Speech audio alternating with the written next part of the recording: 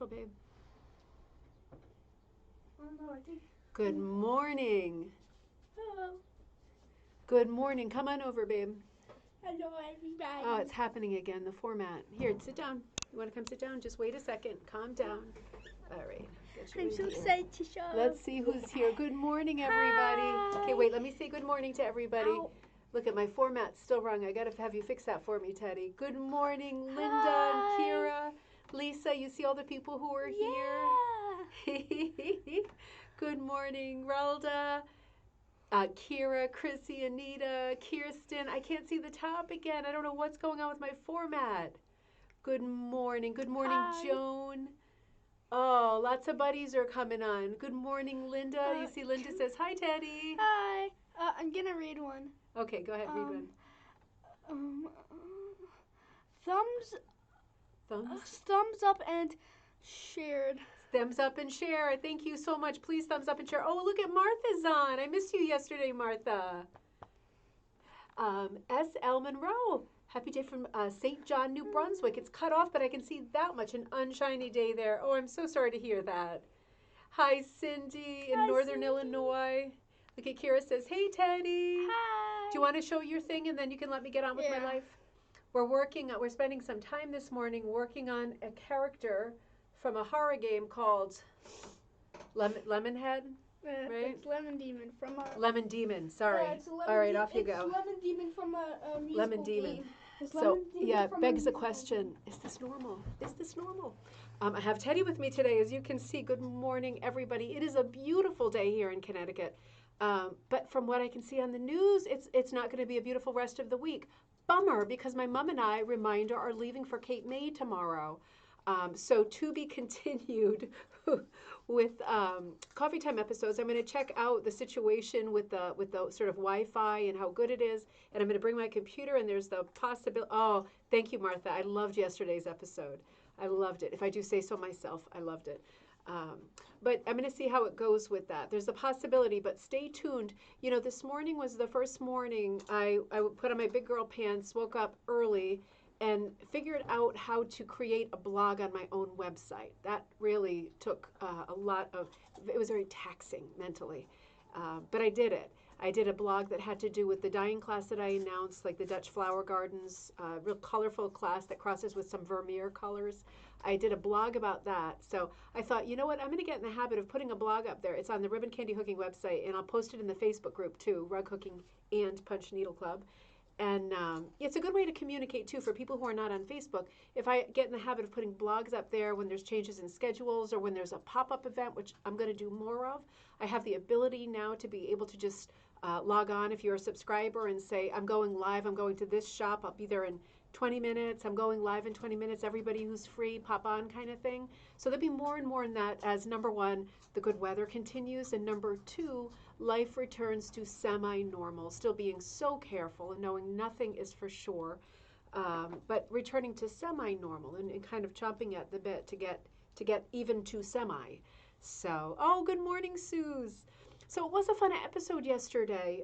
I forgot to tell you, I also wanted to put out one more reminder. Everybody who's ordered one of the Farmers Market wool swatch sets since the weekend, those will ship like Monday, next Monday. And I'm sorry about that, but I went through the entire bolt that I had of door, which seemed impossible, yet I did. And another bolt is on the way. So that might come today or tomorrow, but the latest it will ship is on Monday. So those orders will go out soon. And I just wanted to remind you, the new dyeing class, but also the other class that's on the calendar, the Magdalena class, Designing Like Magdalena. I'm super excited about that one. It's a composition design inspiration class. It's just a 2-hour class. I send you the template PDF, and I have a great class plan for working on some sketches. No pressure, no holding your work up if you don't volunteer it. I will never call you out and ask you to show what you're working on. I don't do that kind of stuff. So super fun class talking about composition, what works, particularly in very early rug designs like Magdalena's, very early composition designs, and talking about where she's from, her Perry County, Pennsylvania upbringing, very sort of limited scope and limited world, and the great designs that came out of that setting. So it's going to be a very fun class. Hey, Liz. Thank you so much. Yeah, I need some tips on Cape May. I've been looking up antique stores, and wonder if my mom's on. I don't see her on there yet. But yeah, like historic houses and stuff, and wondering what's going to be open. And with the not so great weather just starting up tomorrow, it's a bit of a bummer. But you know what? I just figure me and my mom are both indoor cats. So it's great for us if we're in a beautiful old inn and we know there's the promise of nice food. And she has her punching projects, and I have my hooking thing, my mermaid I'm going to work on. So we get what we get. We don't get upset, right? It is what it is. So, oh, Beverly, good morning.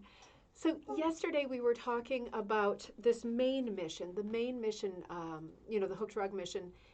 Alice Peasley being the main name, the main player in this game, started in the 1920s.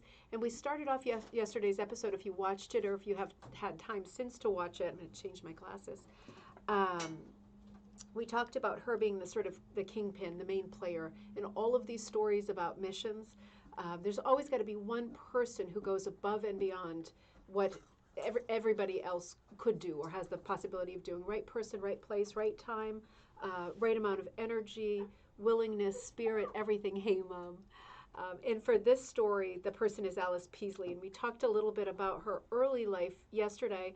What an unusual life it was for a woman who was clearly typical sort of Yankee, very, very, I don't want to say uptight, but very sort of rules driven, very traditional person.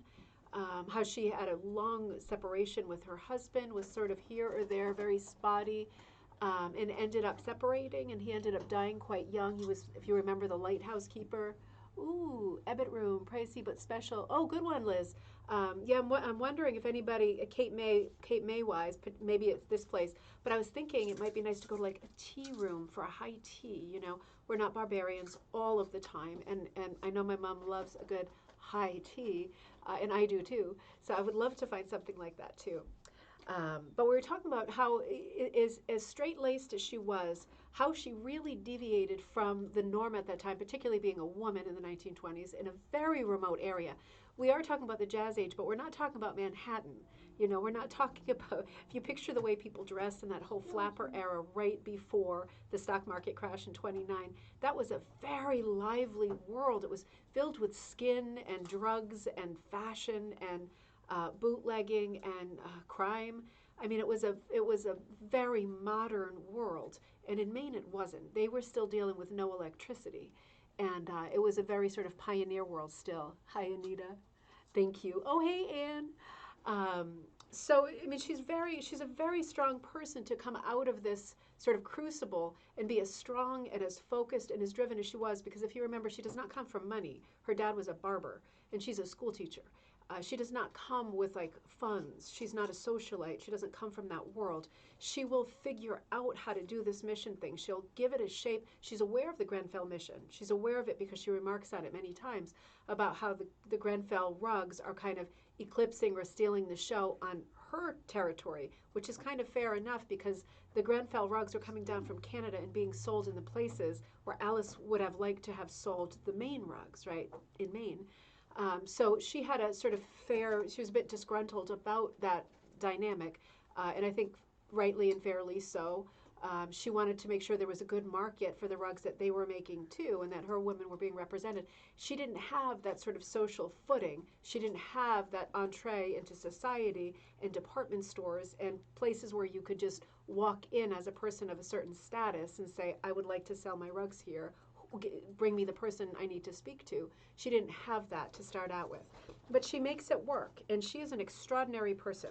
So we leave her, and I just want to remind you, I'm working from this book, Sadie's Winter Dream. It is a colossal, colossal historical account.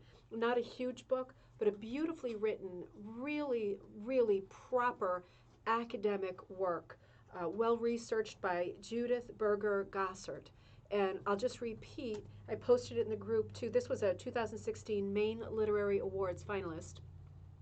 This book is available on the Mount Desert Island Historical Society website, and I have the link to it in this video, in the description to this video, because this book costs $25. It is available for a lot more in other places, but do not be fooled. It is in print. It is available at the Mount Desert Island Historical Society, and the link is in this video if you want it. It is a great book. It's a great story. It's a heavy history story, but the twists and turns in this book in this story that set it aside from Grenfell and Cheticamp are so distinct and remarkable. Each one has their own twists and turns and their unique twists. So this is, to me, this is the most twisty of them, partly because Alice is such an unusual person. So she is already involved after the tragedies at the lighthouse, you know, her husband being the lighthouse person, the man who works in the lighthouse, the keeper. After those tragedies and him kind of falling away or apart as the head of the household, and her kind of, as a woman in the 1920s, taking over as the dominant person in the family and steering the family and initiating a series of moves, and then becoming an admin, the second person at the mission to be in charge. This is all just a remarkable start. She's just getting started at this point. In 1923, she arrives in South Goldsboro, and she'd come from Louds Island. And if you remember, she had trouble on Louds Island. Her house had been ransacked. She had a lot of trouble with the local sewing circle, which was her immediate group of friends. But they didn't seem to like her very much because of her attitude. That word kept coming up, attitude. Whether they thought she was too good for whatever. I mean, again, she doesn't come from money, so she is pretty equal. In every way, other than she had very high standards and she seemed to have a very sort of high sense of morals and integrity, and she was not a great favorite of the women of that island. So maybe she's happy. We don't know a lot about her because she doesn't write about herself. And again, when she does, it's in the third person. So she's not going to give us any insight into her, how she feels or her emotions. But she makes the move to South Goldsboro from Louds Island. And I'm going to read directly from this chapter here. I'm on. This is chapter 3. We're looking at the founding of the Maine Seacoast Mission Hook Drug Department. There must have been times when she wondered why she was doing all this work and whether she could be successful. By this time, her son Donald was profoundly handicapped. And if you remember yesterday, I touched on the fact that Donald had been sick. This is her boy. She had first a girl, Caroline, and then Donald. And it seems like Donald had polio. It's not recorded, but it seems like that was the problem. And his illness, becoming worse, was obviously a huge sadness and hardship for her in her life. So the author Judith, wonders whether there were times when she just thought, "Why am I even bothering?" She arrives in South Goldsboro and encounters a lot of poor people with a church that was in debt and in need of a lot of repairs. She assesses the situation and she finds the only two strengths that she has going for her, or the only two pluses on her side, are that the local people are courageous and they seem very willing to work. So everything else aside, the state of life, the quality of life, the amount of despair and poverty, she weighs all of those huge, shapeless, and heavy things against these 2 points in her head, that these people have courage and that they're willing to work. So doesn't seem very well balanced, but she still moves forward, right? So no one was well off, and some lived in abject poverty. The principal occupations were fishing, lobstering, clamming, seasonal work. Some people could read and write, most couldn't. It was difficult for large families to make an adequate living to feed every mouth. Most families were fairly large. The neighborhood survey revealed that there were 44 households with 70 children.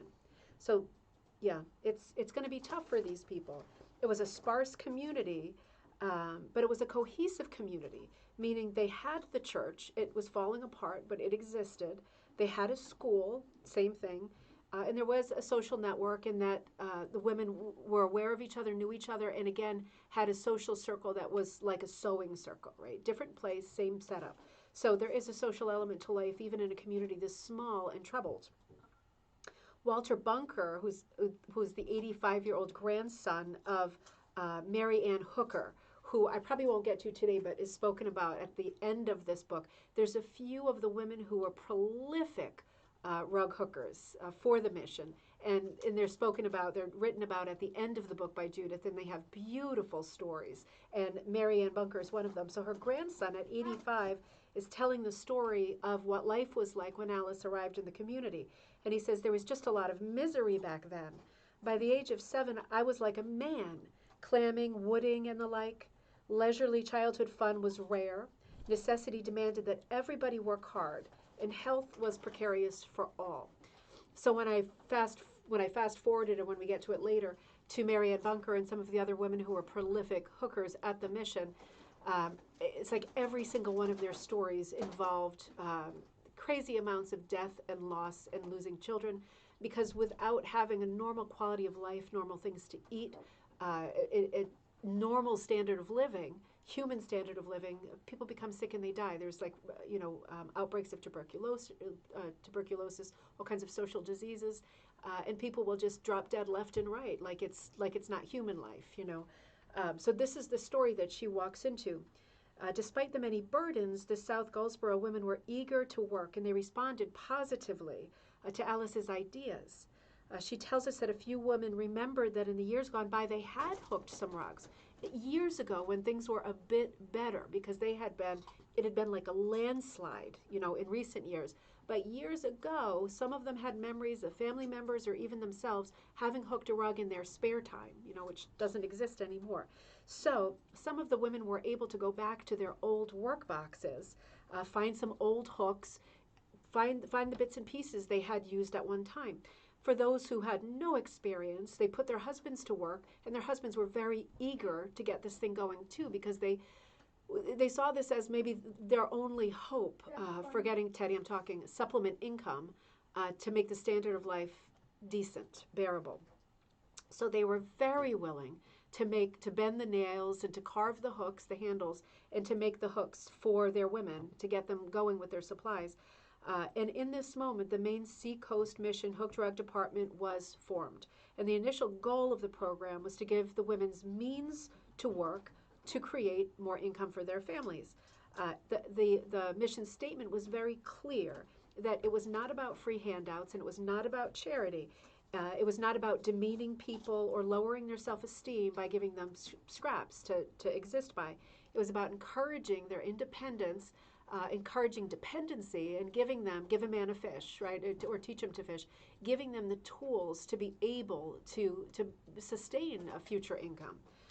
So a very specific approach, and no gossiping. Remember, no gossiping. So by the end of the first year, rugs had been sold, the church's debt was repaid, all caught up. The women literally wept with joy. Much of the preparation of the rug hooking took place in the South Goldsboro, the parsonage, the local parsonage. So let me say that again. 1 year goes by, and their most imminent problem was the project of the church, right? The spiritual life would be important for a community like this. It was repaired, and the debt's paid. 1 year. So this is a good morning, Donna. This is a very good start. So the Hooked Rug Department came into being with the support and encouragement of several quarters, not just Alice. It's never the one person. Obviously, she's a huge part of the story. But for example, Mrs. Leonard Kellogg, of Kellogg's, right?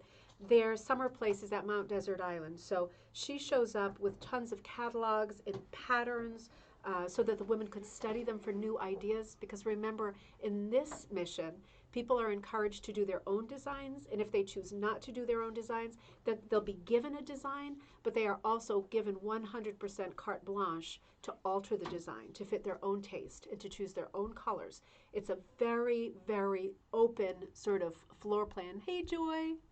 I love the no gossiping, too. If only, if only. Have you ever heard that expression? How does it go? People with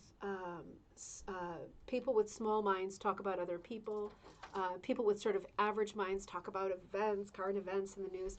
And people with really great minds talk about ideas.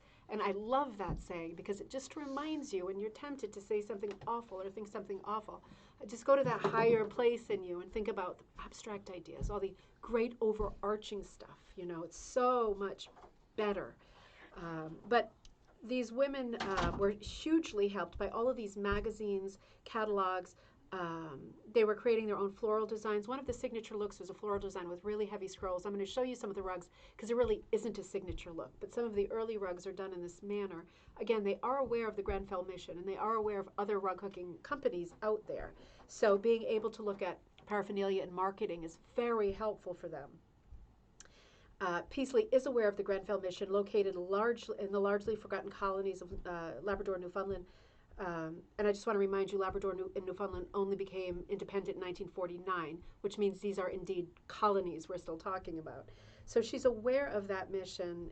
She's aware of them selling their mats. By 1929, they were coming to Bar Harbor to sell mats, which really kind of messed with Alice's work. I mean, she needed to sell the mats in Maine because they were the Maine mission. And mats were coming down from Canada and being sold in Maine. And I mean, what can one do? It was just the way it went. There was a supply and demand thing, and the Maine mission was much smaller than the Grenfell mission. But Canadian women were producing the rugs quickly and selling them for a lot less.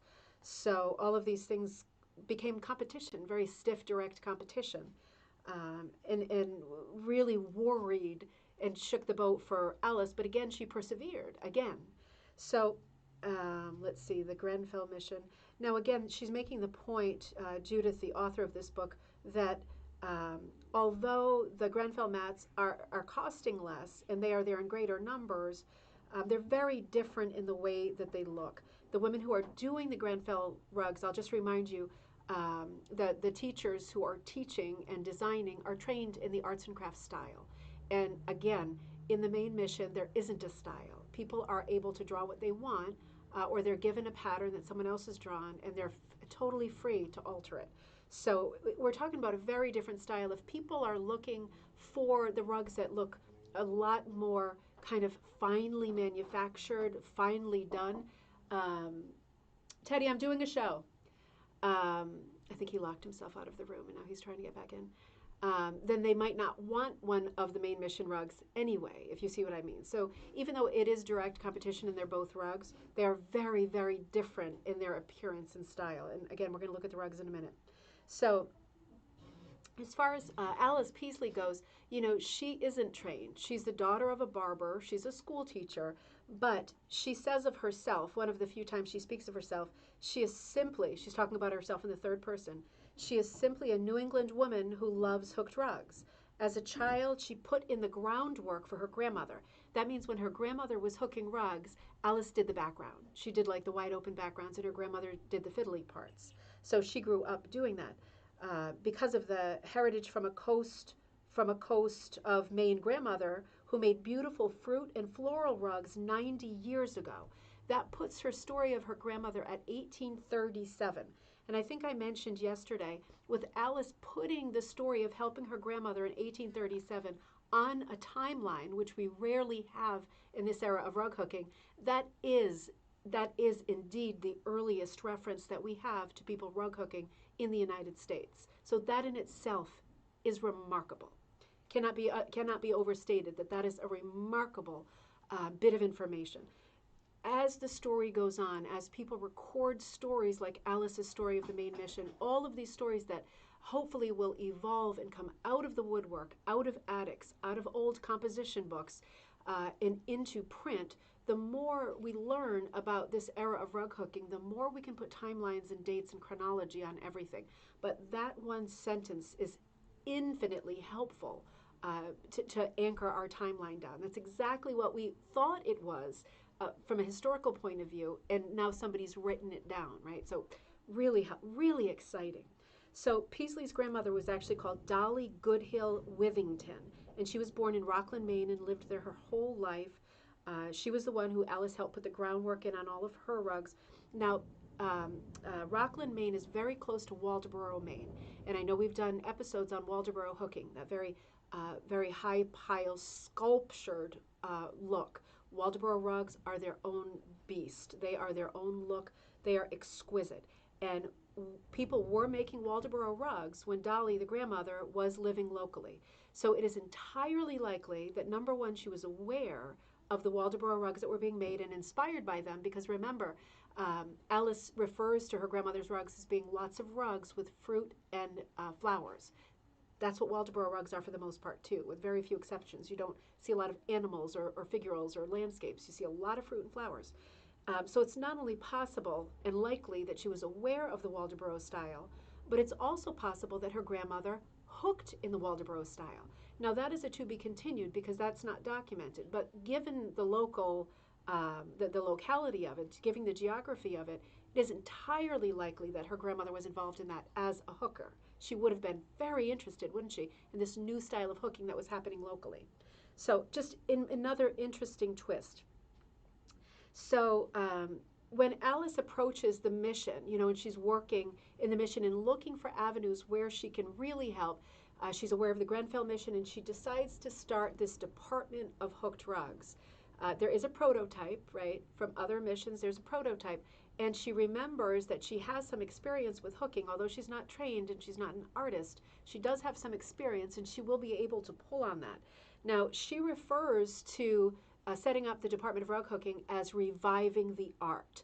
This is another important phrase that comes out of this book because it again cements the rug hooking timeline for us as if you're in North America, it cements our timeline because we have always known and assumed from text and from books at the time that rug hooking had fallen out of favor by the 1920s, hugely fallen out of favor, starting with the American Industrial Revolution and people being able to get things manufactured cheaper and not having to spend those hours doing those things. So it became much more fashionable to buy the things over making the things. So when she talks about in quotes, reviving the art, that really cements the idea that it was not a thing when she did this in the 1920s. It was about to have a renaissance, again, with the Hutchinsons also starting around the same time, a little bit later. But it is about to have a renaissance, but it is not a thing. It has fallen off the face of the earth. She refers to it as a forgotten art form. And she says, quote, she wishes to make a contribution to an old native art. All of these things are important because they show us the motivation that she had. A lot of adversity here. We're just like reading what Judith wrote about what the circumstances were according to census reports and things. If you can imagine going into a community where there's tons of incest, alcoholism, abuse, death, a lot of child mortality, all of that emotional stuff, that's huge and heavy. That's not going to be in the book, and it's not written down, but we can assume that was a huge part of her life. And yet she continues to keep this sort of ideal inside of her. She wants to revive this art. She's thinking about her grandmother. She sees this as a possibility, and she just keeps moving forward with the plan. Her husband falls by the wayside. It eventually dies. Her son is becoming more and more ill and will also die. And she just keeps going with the plan. It's what you do sometimes when you're in crisis, isn't it? You just keep going. But it's a remarkable story because she's a remarkable person. So after this first year of huge success with the Maine mission, some of the women fairly locally, not in the immediate town, but for example, coming from Frenchboro, fairly local, they want to join in too, and they are allowed to join in too. They are welcomed to join in and contribute. So there are more women involved in 1924 with the rug hooking. And there's some beautiful pictures in this book, throughout the book. There's lots of sort of local pictures. It's just women sitting, hooking on their laps. As you can see, there's not a lot going on with frames. They're not really using frames. They're just working off their lap. Beautiful landscape pictures. In some of the pictures you just see, even in the 1920s, just debris everywhere, like T.S. Eliot wasteland style, debris everywhere. But sales increased rapidly over the years. Sales just grew and grew. The rug hookers worked diligently under Alice's guidance to improve their skills and sophistication. And again, in this school of rug hooking, one more time I'm going to make the same point, that they're improving their sophistication, meaning, their technical skills are improving. But she will always, throughout, give them complete sort of free rein creatively. So when you think about the mechanical part of rug hooking, the technical part, I say this all the time in classes, you are a person who, if you are a rug hooker, there is part of you that is creative and there's part of you that's technical, and it's different for everybody. I'm probably 80% creative, 20% technical, maybe even less technical. I'm just not interested in that part of it. Other people are much more interested in the technical part, and they would like to be given a design, and they would like to make it perfect, everything about it perfect, make it come to life, color-wise, shape-wise, realistic, perfect. And other people who really don't care about the technical part or the way that their technique is coming out, and they care a lot more about expressing themselves and digging into the creative part and changing as you go. And that was much more what this school is about. And whatever they're doing or not doing, they are having colossal rug sales and growth every year that goes by. They're doing better and better. as the program developed, there was an extra unexpected bonus. This will be the last point I make today because this is so important. This is about this is an emotional aspect bonus, right? The financial stuff is coming together. The town is being repaired. Things are coming together. And the bonus that nobody saw coming was that Alice Peaslee wrote 1929, a notable feature this year that has been this year that has been the interest, I'm going to say it in my own words, men were taking interest in their wife's work, right? And this is an era where a woman in a household, according to a census report and life in general, is going to only be referred to by her position to the man of the house. So the wife of the person, the daughter of the person, the sister-in-law of the person, the grandmother of the person, of the man. This is not a society or a time when women had any kind of identity or were given sort of any credit for anything, particularly in a poverty-stricken, very remote part of northern New England. But with them selling their rugs in the numbers that they were, making the amount of money that they started to make, changing the circumstances of their lives and their husbands' lives, the men started to notice this, become interested, and really show more sort of friendly cooperation, partnership, sort of equalness to their wives. And Alice notices this, that the dynamic changed and shifted between husbands and wives and men and women, because the women suddenly had a part and had a stake in life. And a lot of the good things that were happening around them were a result of what the women were doing. And the men noticed. So just the fact that socially the men's attitudes towards the women changed, that's a big thing. I mean, life is the day to day, isn't it? I mean, you can write it however you want it, and you can give it timelines and dates. But at the end of the day, life is what you do when you're waiting for other things to happen, right? It's the day to day, and for day to day life to change to that effect, that relationships changed, and particularly the dynamic between men and women changed. There was a shift that was marked enough that people noticed it, and it was for the good. It was a humanizing change where women felt like they were part of the human race again, and everybody seemed just happier. So this is a sideline of her work, of her hard work that she noticed happening. And she must have been so happy when she noticed this, because it's a big deal. Making money is one thing. Making everybody feel like a human being is an amazing byproduct. So from the beginning, in 1923, the rug sales steadily increased right through 1928. One of the best years they had was 1928. Unfortunately, in 1927, Alice contracted diphtheria. And then in 1928, a fire destroyed her records. So like all of her stuff was destroyed in 1928. As a result, sales fell off, right? Patterns, things like that, necessary things destroyed in a fire. But there was a decrease in sales. But Peaslee noticed that the rugs after that were even better than ever. So they bounced back within a short time. They got it together again. Again, another challenge, and she perseveres. Again, she pushes through another crazy challenge. After 1930, it's a different story. 1929, the stock market crash. After 1930, sales will dwindle. The operation finally ends in 1938. People just don't have, in post-Depression North America, people don't have the funds to spend on extra stuff. And people certainly aren't traveling to resort places where they can snap things up either.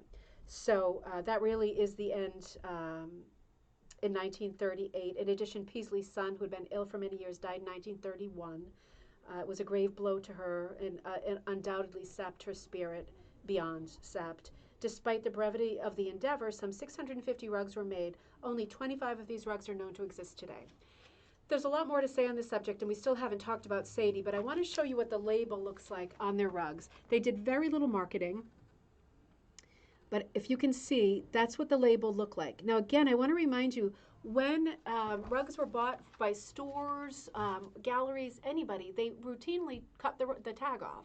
So that doesn't help to identify the rugs. Let me show you a couple of the rugs, and then we'll return to this subject. Again, I don't know if I'll be able to return this week while I'm away with my mom, but we will return to the subject and finish it out, because I want to talk about Sadie, who did this cover. And I want to finish the story, just recap the story before we move on. these are what the rugs look like. And the one thing that I can tell you about the rugs, besides the label, is that they did something different with the Maine rugs routinely that they did not do with other rugs. And what that is was clipping. They sheared the rug. So they looped it and then they cut it low. And you get a different look when a rug is clipped. So when they hooked it, it was a little more dense than it would be. We would say it was packed. Hey Jill, once they hooked it, they clipped their loops, which would help, which would like offset the packing, right? Everything could relax a little bit, and the top of the loop was gone. That pressure was gone. It created a very. Let me see if I can find a close up. It created. It's real hard to see because, of course, these rugs have been stepped on and walked on. And sometimes it's very hard to tell with an old rug whether it has been clipped at this point in 2020 or whether that's 100 years of being stepped on, whether it has been clipped or whether it has just been stepped on so much. It's hard to tell by looking at a loop with your eye if it's a clipped rug. These were clipped rugs. They were not sculpted rugs. They were low clipped rugs. Waldoboro's are high sculpted rugs. These are low. So when you look at the way, hey Lynn, when you look at the way the loops look clipped, you see a lot of sort of fibers and zigzaggy lines. That's because there's no head on the loop. There's no round part on top. You're getting a cross section, almost like looking at a tree that's been cut. You're getting a cross section of those fibers underneath, but it is all clipped. Their rugs are clipped. So label or no label, you're looking at designs that are mostly Maine designs, cottages, boats, animals, what people are seeing around them. And you're looking for a surface that has been clipped. And I know that's a tall order. We're looking at other little motifs like this on smaller mats. These are some of the smaller mats we're seeing. Interestingly, this one, the border, I don't know if this is universal because I haven't heard it before, but this border is not lamb's tongue. It's called fence post. This border is called fence post, and this border is called ocean waves. According to this mission, those are two sort of vocab words to get our heads around, ocean waves and fence post. Also, check out this amazing Mackenzie Childs style, right, way before I'm joking, flower pot or flower basket. Amazing. So, what I'm showing you are rugs that really don't have anything in common. Lots of different subjects, lots of different colors, really no rules, but they will be clipped. So that is as far as we can go today with sort of cementing that in your head. Next time you're out antiquing or if flea market season is starting, be thinking about that. It's going to be hard to identify these rugs, but wouldn't it be wonderful if we could find some? This is a little display here of some of the nautical rugs that are for sale in, say 1936 maybe. They set up little vignettes in different places, hotels, things like that. I'll talk about that when we conclude this book. But again, what a great book. I mean, I'm just enjoying it so much. This is Judith. She's got a website too and a Facebook page. And there were so many dates when this book first came out a few years ago. I think it was maybe 2017 or something. But there were a bunch of dates where she was speaking, and it would have been so great to have been there. But what we can do now is buy the book, read the book, enjoy the book, speculate, and search for the Maine Mission rugs. So everybody, have a great day. I am flying again. I am so sorry. I'm like a flibberty gibbet lately. But I will be away. I will write on the Facebook page, Rug Hooking and Punch Needle Club, and I'll also be writing on ribboncandyhooking.com, the blog spot, to let you know what we're doing, and I'll certainly update you with photos and let you know if we find any great stuff. My mom's going to be working on one of her new designs of a cat. She's going to be punching it, and I'm going to be working on the mermaid design I showed you yesterday. We're both bringing fresh projects to work on. So I will update you one way or the other, and I will let you know first opportunity when I'll be back and we can conclude this and get going on some more, thank you Cindy, on some more exciting stuff. If you have ideas for great episodes, let me know. I always do the history stuff because that's where my love lay, but for you, if you have someone that you want to talk about, I know Mrs. Harry King, we're going to do something on her soon too. but always let me know. You know, I want you to be as involved as possible. Remember, the Magdalena class is there. I would love to see a few more people signed up for that. I'm super, super, super excited about that. I have such a good presentation ready. And also the dyeing class, the Mother's Day dyeing class is in the evening after the, lunch has been digested, and a bunch of other things coming up. So go ahead and look at the website and everything else, and I will see you as soon as I can. To be continued. Have a great afternoon, everybody.